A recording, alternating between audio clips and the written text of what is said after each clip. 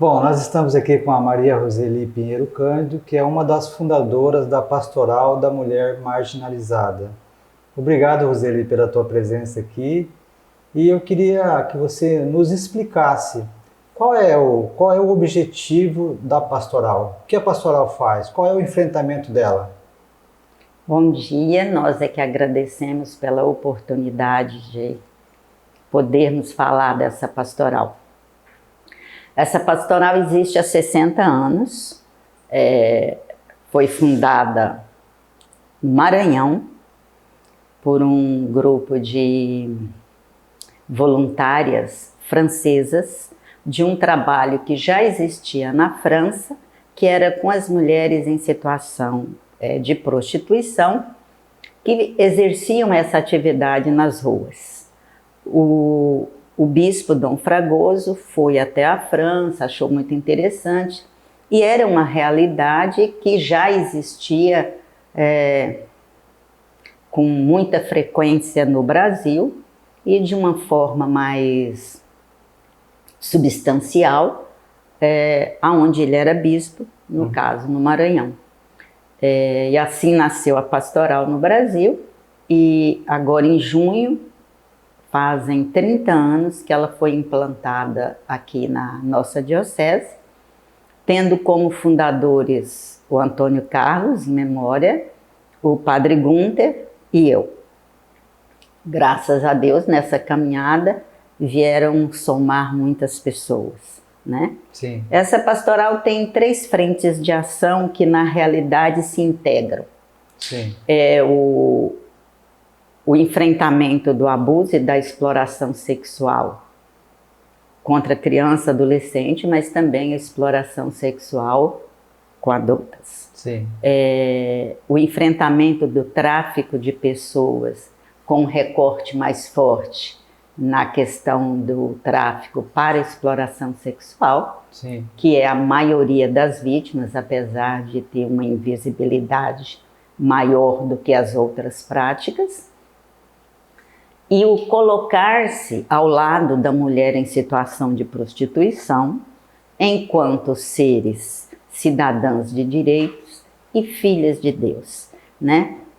Tentando, nessas 3 frentes, mostrar ou desconstruir os estigmas e os preconceitos que permeiam este universo e que fazem, né, com que essas vítimas sejam invisíveis. Invisíveis por vários motivos. Por serem pobres, por serem mulheres. Roseli, eu estava vendo as estatísticas atuais, eu fiquei estarrecido. A cada hora aqui no Brasil, 320 crianças e adolescentes são abusadas, exploradas sexualmente.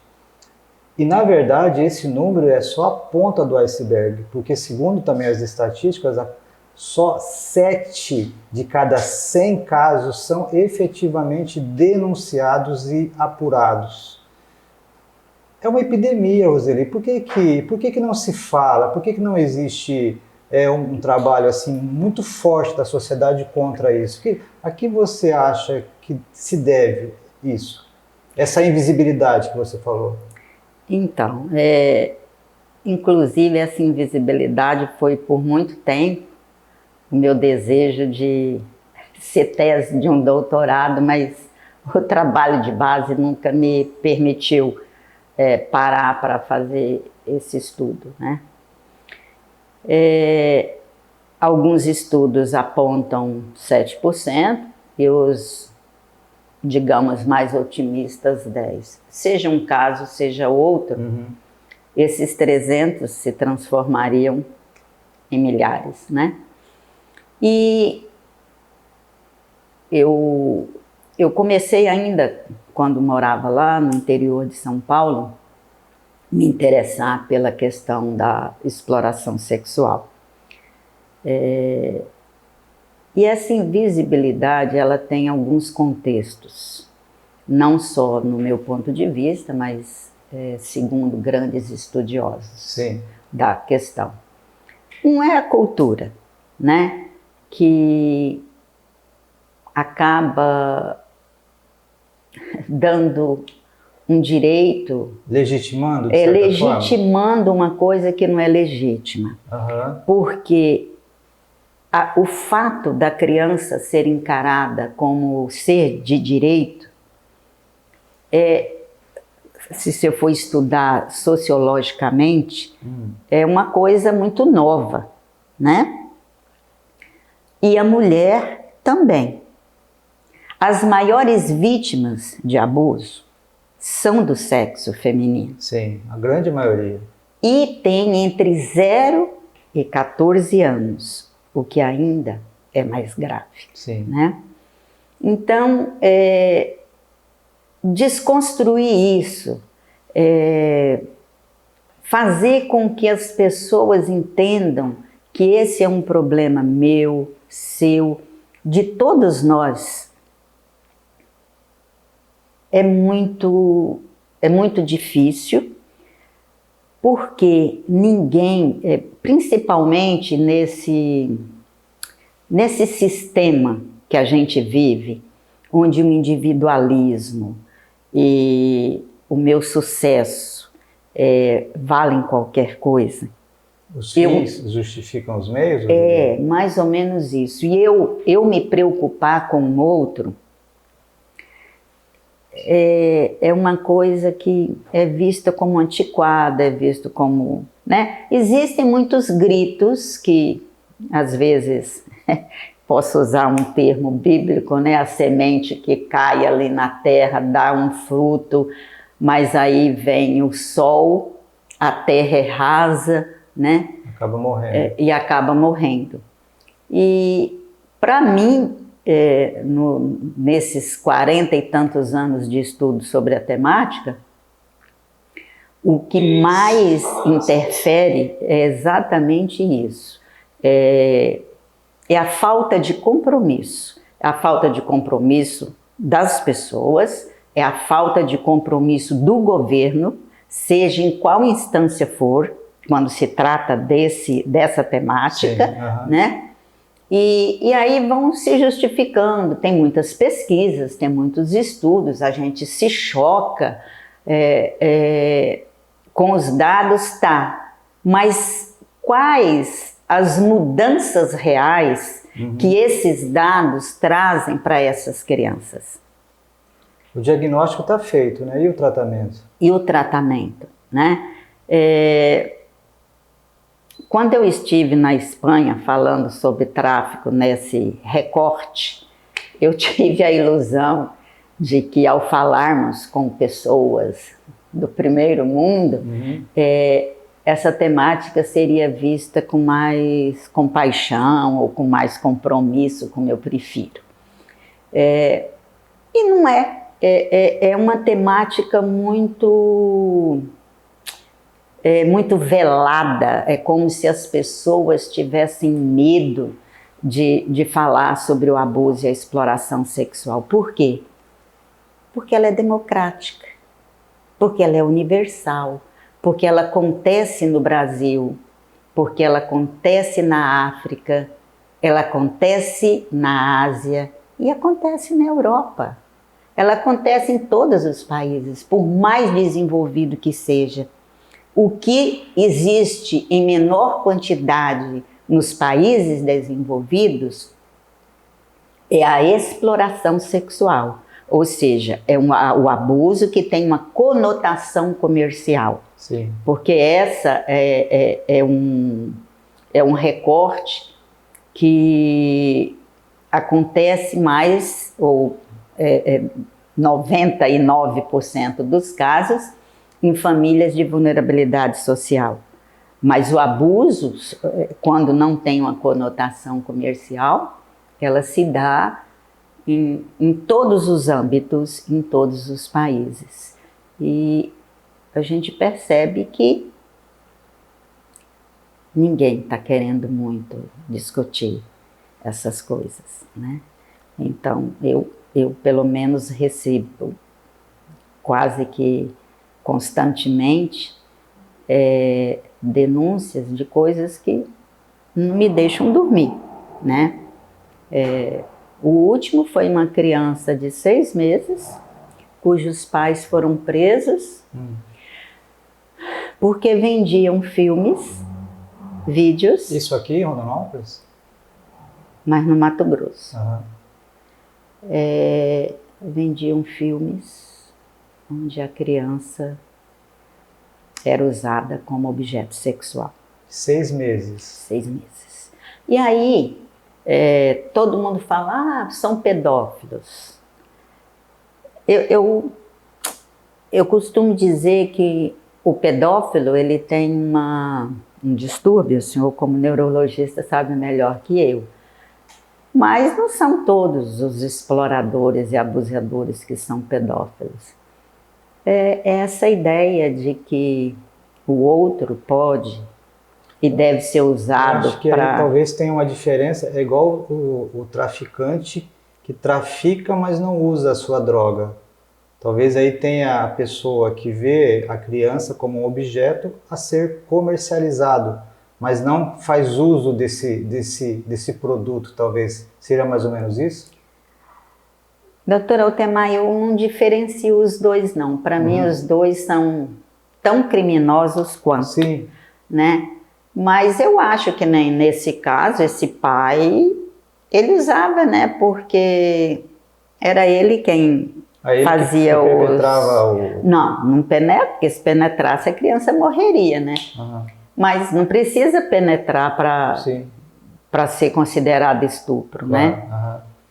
E assim são muitos casos. Inclusive, uma amiga que é psicóloga falou, para um pouco com essa literatura, né? Porque senão você procura alguma coisa que te traga leveza na vida, porque senão você não dá conta.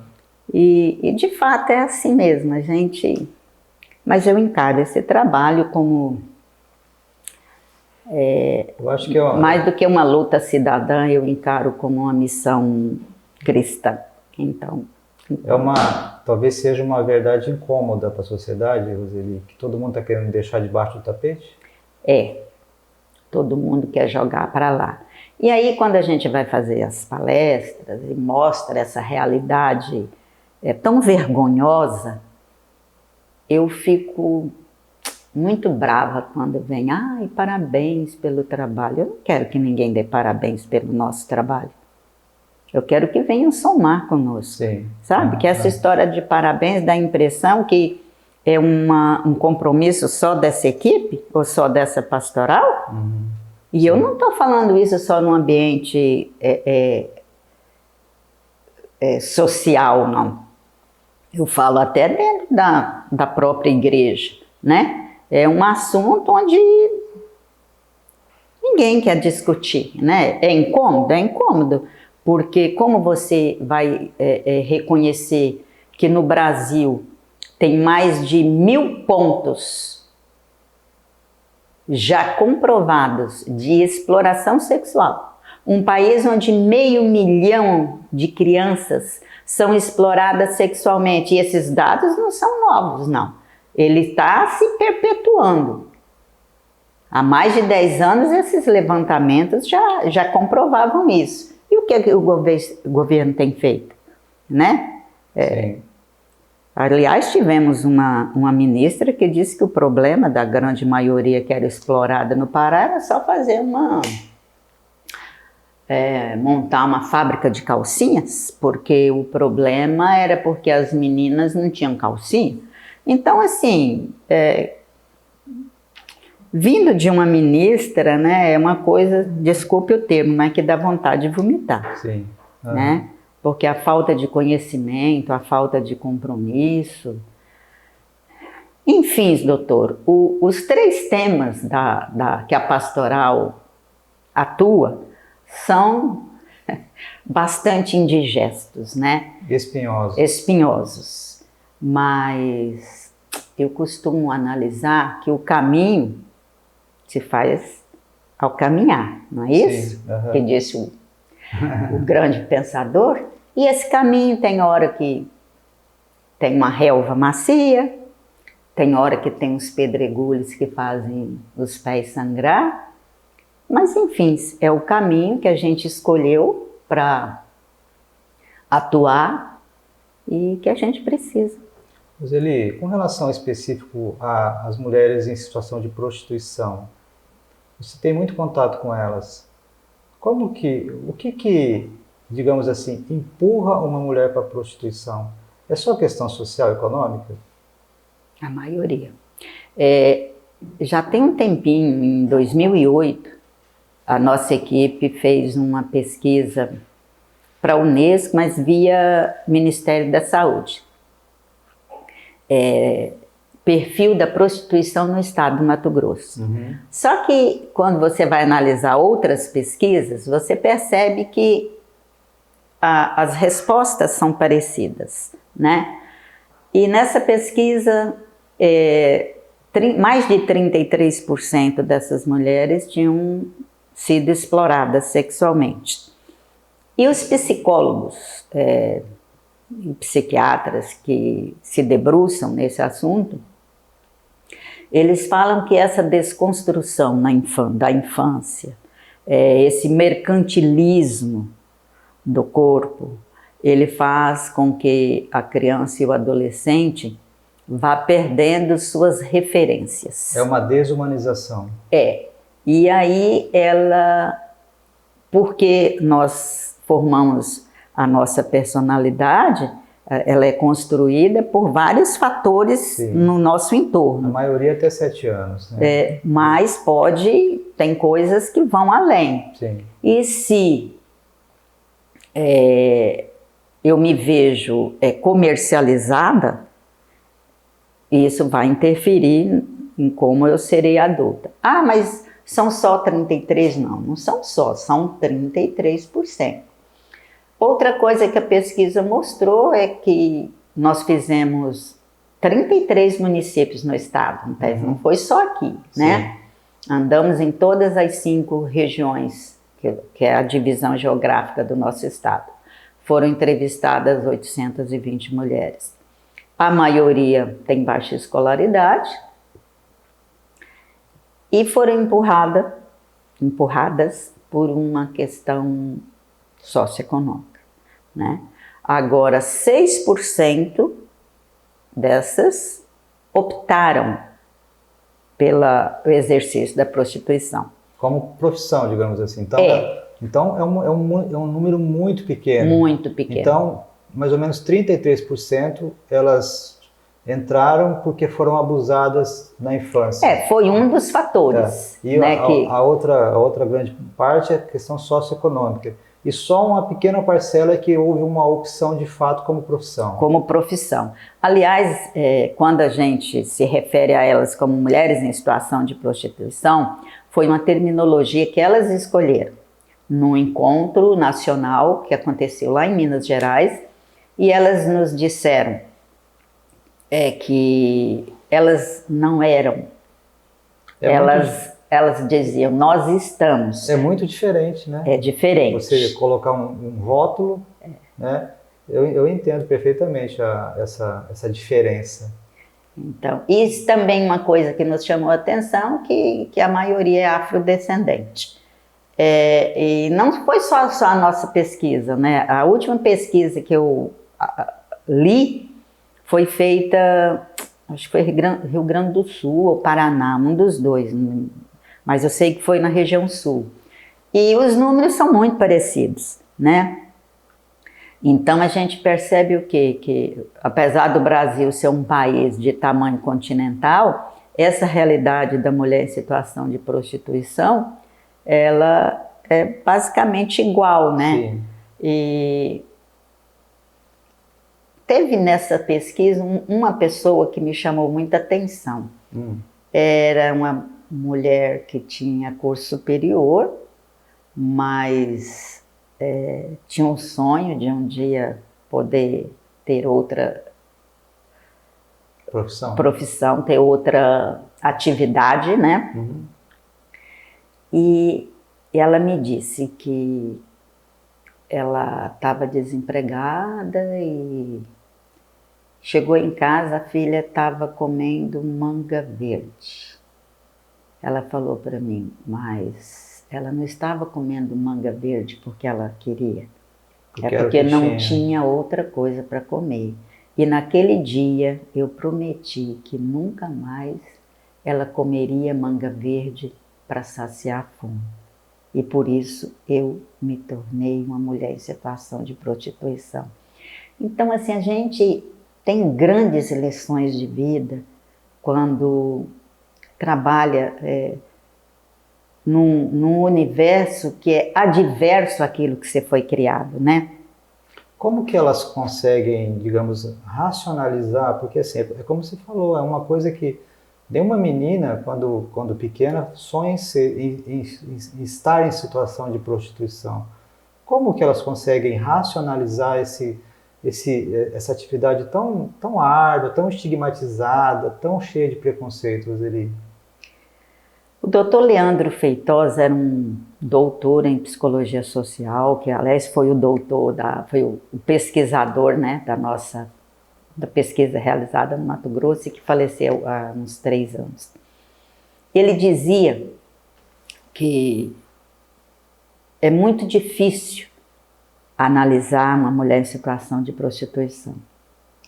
Até porque, quando elas adentram, a maioria esmagadora muda.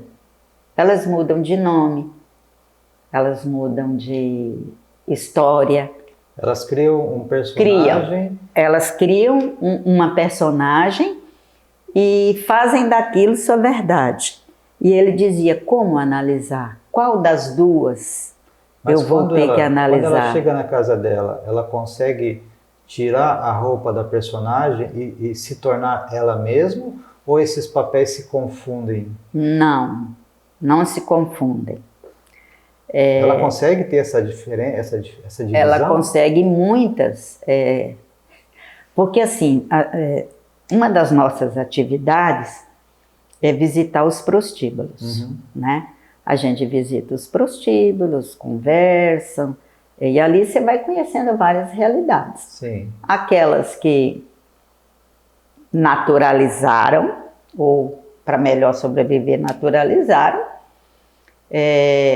Tem aquelas que pertencem ao grupo dos 6% que poderiam até ter uma outra atividade, mas optam pela prostituição. Mas o que a gente vê é aquelas mulheres que vão se drogando para conseguir viver naquele ambiente, né? Então, mulheres que não bebiam e se tornam alcoolistas, até porque para uma mulher viver num bar ou ter o direito de ficar no bar, ela tem algumas regras a cumprir, né? Uma delas é beber, é consumir. Então, por mais que a gente não entenda ou não aceite, né, essa atividade, quando você vai conviver, você percebe que é uma atividade extremamente sofrida. Sim. E até uma coisa porque assim, existe um estigma que a mulher em situação de prostituição é a mulher de vida fácil. E essa vida é tudo menos fácil. Menos fácil. A primeira vez que eu visitei um prostíbulo foi no interior de São Paulo. Eu tinha 19 anos e era do grupo de jovens e tinha uma vontade de poder ir com esse grupo, né? E o padre resistindo para me levar, porque eu era muito jovem, até que ele me levou. Mas na minha cabeça, eu ia chegar lá e encontrar um monte de mulher linda, maravilhosa, com fita liga, né, com corpete. Era o que a gente imaginava, era a imagem vendida, né? Cheguei lá, um monte de mulher bastante comum, algumas nem tão bonitas. E aí, eles conversando, né? Porque aí a gente vai falar da vida e tal. E eu, muito jovem e inexperiente, virei para ela e falei, eu nunca esqueço do rostinho dela, né? Eu falei, como que era levar uma vida fácil? E ela me respondeu, fácil, minha jovem, fica aqui uma noite que você vai ver o quanto é difícil levar a chamada vida fácil, né? E aquilo, eu acho até que foi essa resposta que me marcou, porque eu fui e tal, e depois casei, tive 3 filhos em 3 anos e meio, então, aí quando o caçula cresceu um pouco, foi que eu procurei o padre e falei que eu gostaria de trabalhar na linha social novamente, e sugeri essa pastoral, foi aceita e nós estamos. Mas é um trabalho que nos evangeliza muito. E assim, eu espero não ser grosseira com o que eu vou falar agora. No nosso inconsciente, as mulheres têm 2 divisões, né? As santas, que são aquelas que são criadas para ser mãe, para contribuir com a sociedade sendo mãe, isso, aquilo. E essas vão para o céu. E tem as putas, que são pecadoras, e que essas, literalmente, por nós, vão para o inferno. Sim. Né? E essa visão, elas também levam para si. Elas, quando a gente chega enquanto pessoas representantes de uma fé cristã, elas não entendem muito por que a gente estamos lá. Tanto que muitas ficam, mas por que vocês estão aqui? Não, eu quero só ser sua amiga, quero conversar, mas se você quiser. Se você não quiser, sinta-se à vontade. Aí você vai 1 vez, 2 vezes, e ali você percebe que elas vão mudando a história. Então, com o passo... Elas vão se desarmando. Exatamente. Então, aquela personagem que ela criou para o mundo, onde ela está atuando, ela vai sendo desvelado para nós. Então, ali você percebe que o seu trabalho está dando frutos. Você consegue enxergar a humanidade daquela pessoa. Exatamente. Por trás de toda aquela maquiagem, daquelas plumas e paetês. E assim, é muito sofrimento. Nós fizemos uns anos, a gente falava sobre o aborto e os perigos de um aborto caseiro, né? E nós somos, lógico, terminantemente contra o aborto, mesmo respeitando quem seja a favor, nós, enquanto cristãos, somos... Mas não estávamos ali para falar, ó, você pecou, você fez errado. Não, estávamos para mostrar o risco que ela correu de vida, né? E o sofrimento também né? E muitas fechavam os olhos e choravam. E às vezes vinham falar para a gente que elas não tinham essa consciência, né? Então, assim, quando você vai mostrando para elas que elas são pessoas de direito, que são amadas por Deus e que Deus as ama tanto quanto a qualquer uma outra, né?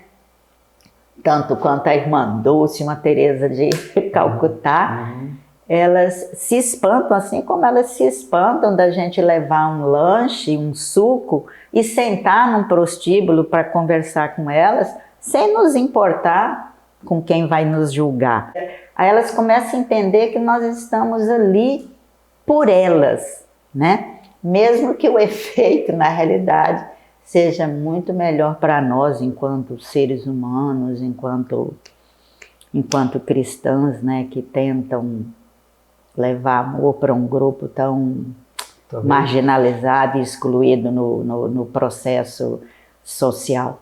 Talvez seja difícil para elas Porque a grande parte das relações interpessoais que elas têm é baseada no comércio. Exatamente. E quando chega uma pessoa que não tem um interesse comercial, isso desarma a pessoa e a primeira impressão é desconfiança mesmo. O que essa pessoa quer de mim?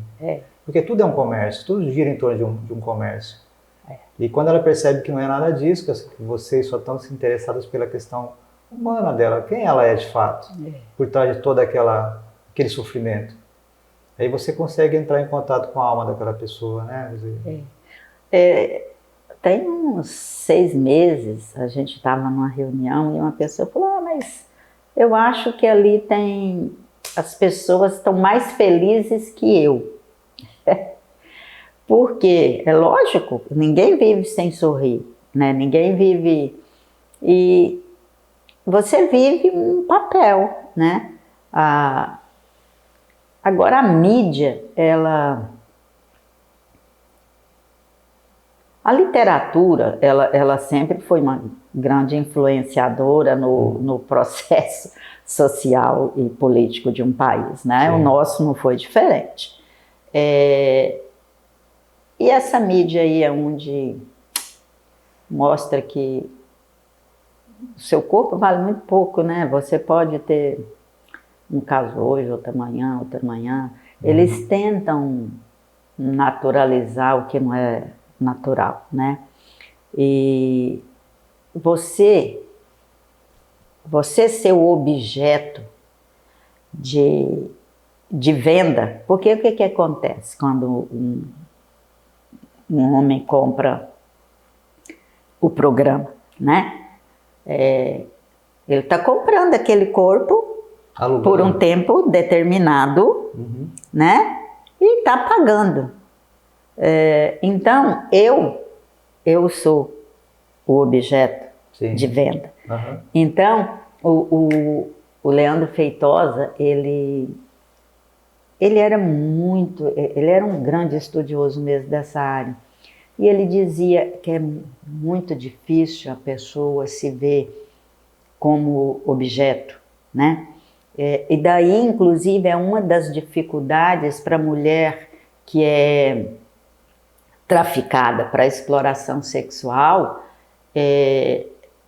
Muitas não denunciam porque é difícil se ver, né, como esse objeto. Como mercadoria. E além do que as pessoas costumam dizer, mas ela sabia que ia trabalhar nessa atividade. O cortador de cana, ou o cara que vai abrir a fazenda, também sabia que vinha abrir a fazenda. Ele não sabia que iria viver em uma situação análoga à escravidão. Então, assim, mesmo as políticas, doutor, se você vai analisar, um homem egresso do trabalho escravo, ele tem um monte de direito, e a mulher egressa da exploração sexual. O tráfico para essa atividade é escancarado. Não vê quem não quer, né? Só perde para o tráfico de drogas, né? O tráfico humano hoje. Né? E quase tá, como diria a gurizada, pau a pau. Né? Teve uma entrevista de um traficante, traficante de mulheres, ele disse que o tráfico de mulheres é melhor, mais lucrativo que o tráfico de drogas. Por quê? Quando a mulher, por exemplo, vai para a Europa, né? Os clientes cansaram aquela boate ali dela na Espanha, ela pode ir para a Itália, depois pode ir para outro país qualquer. Então ela é vendida e revendida, né? E enquanto que a droga não, você vende a droga, a pessoa usa. Acabou ali. Acabou ali. A mulher não, a mulher ela pode ser reutilizada. Reutilizada, e aí ela vai se acabando. Lá quando fui para a Espanha, eu fui numa cidadezinha chamada Santiago de Compostela. E lá tem um trabalho muito bonito de umas religiosas que atuam só com mulheres traficadas de vários países. E aí ela marcou uma reunião onde a gente foi, se encontrou, né? E tinha uma mulher que foi traficada ainda jovem, já tinha 18 anos ou mais que ela morava na Espanha. Uhum. E eu perguntei, né, se ela queria voltar, que a gente ia. Ela falou não. Eu falei, mas eu não estou conseguindo te entender. Ela falou assim, meus pais morreram, meus filhos não têm nenhum vínculo comigo, então, se eu sou uma estrangeira aqui, eu serei uma estrangeira lá. Só que para mim lá vai doer mais, então eu continuo aqui. Então, assim, são histórias que não pode te deixar indiferente, né? Eu tenho um neto que desde os 13 anos ele atua, né, na pastoral, não, lógico, fazendo o que lhe compete. Uhum. E ele é bastante atuante na questão do tráfico e da exploração sexual. E minha esperança é essa, que venham outros jovens, né? A Roseli daqui a pouco faz 70, está na hora de parar e passar esse bastão para as próximas gerações, né? Estou tentando isso tem uns 10 anos, né? Mas eu acho que... E aí nós temos um objetivo, que é implantar uma instituição chamada Thalita Cum. Que eu até já me voluntariei, né? Aí já, seu nome já está na lista dos voluntários, né? Eu tive uma reunião com o procurador do trabalho, já expus a ideia, já temos os voluntários, né? Dentre eles você, e o local já está praticamente certo, e aí falta os móveis, falta, né? Para acolher crianças. Para acolher crianças e adolescentes vítimas de abuso e exploração sexual. Porque a rede de proteção, infelizmente, ela está muito falha, né? E a criança, cada vez que ela tem que contar a sua dor, ela revive. Sim. A sua violência, a Sim. violência sofrida por ela. Então, o que a gente espera é isso, é que esse quadro de voluntários possam de fato acolher essa criança. De fato acolher, né? Porque tem crianças que vão ficar 3 anos, outras 5, outras talvez mais, não sabemos, né? Mas pelo menos vão ser tratadas com dignidade, como seres humanos. Como seres humanos. Como crianças que são. Exatamente. Essa é a nossa esperança, esse é o nosso sonho.